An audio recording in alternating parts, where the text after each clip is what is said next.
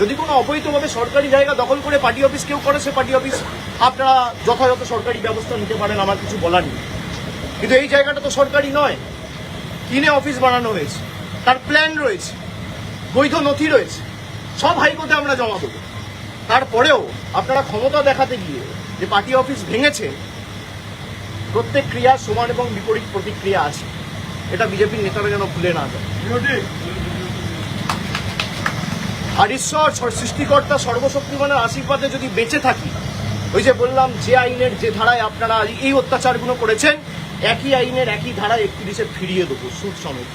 কথা দিয়ে গেলাম। বিজেপি নেতারা লাড্ডু বিতরণ করছে দোকানে কি করুক, তার মানে বিজেপির নেতারাই এর পিছনে রয়েছে, প্রত্যক্ষ বা পরোক্ষ মদত বিজেপির নেতাদের রয়েছে। বিজেপির নেতারা ঘোষণা করে দিচ্ছে এবং তাদেরকে উইটনেস হিসেবে নিয়ে যাওয়া হচ্ছে ভিতরে।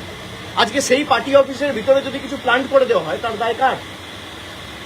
যিনি আমার বিরুদ্ধে ক্যান্ডিডেট হয়েছিলেন, দুবার ল্যাজে গোবরে হেরেছে, তাকে উইটনেস হিসেবে বিজেপি নিয়ে গেছে। পার্টি অফিস যখন ভাঙা হচ্ছে, ভিতরে যখন মালপত্র নিয়ে আসা হচ্ছে, বিজেপির গেরুয়াধারী, গেরুয়া পতাকা, গেরুয়া উত্তরীয় পড়া গুন্ডারা মুখ ঢেকে, আপনারা তো দেখিয়েছেন, বেসিন, ফার্নিচার সব ভেঙে দেওয়া হচ্ছে, পৈতৃক সম্পত্তি এদের।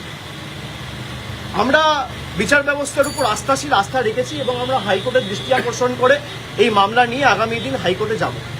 এবং যাদের ভিডিওতে দেখা গেছে, হাইকোর্ট সুপ্রিম কোর্ট করে যত দূর যাবো, এদের ব্যবস্থা ঠিক করবো। আইনো सबका अपना अपना मत है, हक है, जिसको जहां जाना है जाए, उसमें दिक्कत क्या है। लेकिन एक ईडी समन आते ही अगर आप चले जाओगे तो ये साफ है कि आप लड़ना नहीं चाहते हो, आप डरते हो, और डरते हो तभी झुकते हो। भाई अगर आपके पास कुछ है नहीं, अगर मान लो सब कुछ आपका पक्ष में है, तो आप जाओ। ईडी में मेरे को भी बुलाया, मैं तो भागा नहीं हूँ। मेरे को 10 बार बुलाया, मेरे को सीआईडी बुलाया, मेरे को एसटीएफ बुला रहा है, मेरे को सीआईडी बुला रहा है, मेरे को स्टेट पुलिस। मेरे खिलाफ कितना एफआईआर हो चुका है? 20, 25, 30 एफआईआर हो चुका है, मुझे खुद मालूम नहीं है। मैं हाईकोर्ट में लिस्ट मांगा हूँ कि डीजीपी को बोल के मेरे खिलाफ कितना एफआईआर हुआ है, उसका लिस्ट दीजिए। अगर आप लड़ना नहीं चाहते हो, अगर आप हार ही मान गए और आपको लगता है कि भाई उनके पास जाएंगे तो ना ईडी टच करेगा, ना सीबीआई टच करेगा, ना पुलिस टच करेगा। हमारे लिए ईडी का प्रोटेक्शन महत्वपूर्ण नहीं है, हमारे लिए जनता का प्रोटेक्शन महत्वपूर्ण है। हम अगर झुकेंगे तो जनता के सामने झुके। কমন টার্গেট আপনার নাম। আমি তো সেটাই বলছি যে যাদের সমস্যা রয়েছে, তারা যদি বলে যে দলের এই পারফরমেন্সের জন্য বা পরাজয়ের জন্য যদি অভিষেক বন্দ্যোপাধ্যায় দায়ী হয়, তাহলে 24-এ যে তৃণমূল কংগ্রেস 29টা আসন পেয়েছে, তার কৃতিত্বও আমার। যদি ডিসক্রেডিট আমার হয়, হারে, তাহলে জেতার সময় ক্রেডিটও আমার। আর যাদের আমাকে নিয়ে সমস্যা, তাদেরকে অনুরোধ করব যে মানুষ বোকা নয়। আজকে 18 তারিখ, আপনি 19 তারিখ আসুন, 20 তারিখ আসুন, 21 তারিখ আসুন, যবে আসার আসুন, আজকে চলে আসুন। আপনারা ফিরে আসুন, আমি 1 ঘন্টার মধ্যে ইস্তফা দিয়ে দিচ্ছি। কেউ আসবে না। ডিল হচ্ছে, ওদিকে যাও, অভিষেক ব্যানার্জিকে গালাগালি দাও, তোমাকে বেঁচে থাক, তোমাকে বাঁচিয়ে রাখবো, ইডিও ধরবে না, সিবিআইও ধরবে না। যাদের বিরুদ্ধে ভুড়ি ভুড়ি অভিযোগ, তারা এখন হয় পুলিশের কাছে ধৃত, না হলে বালিশ চাটা ঋতব্রত। দল ভেঙে তৃণমূল কংগ্রেসকে শেষ করে দেবো, আগুনে জ্বালিয়ে দেবো। সেই আগুনের স্ফুলিঙ্গ বন থেকে তৃণমূল কংগ্রেস আবার জন্ম নেবে মমতা বন্দ্যোপাধ্যায়কে সামনে রেখে।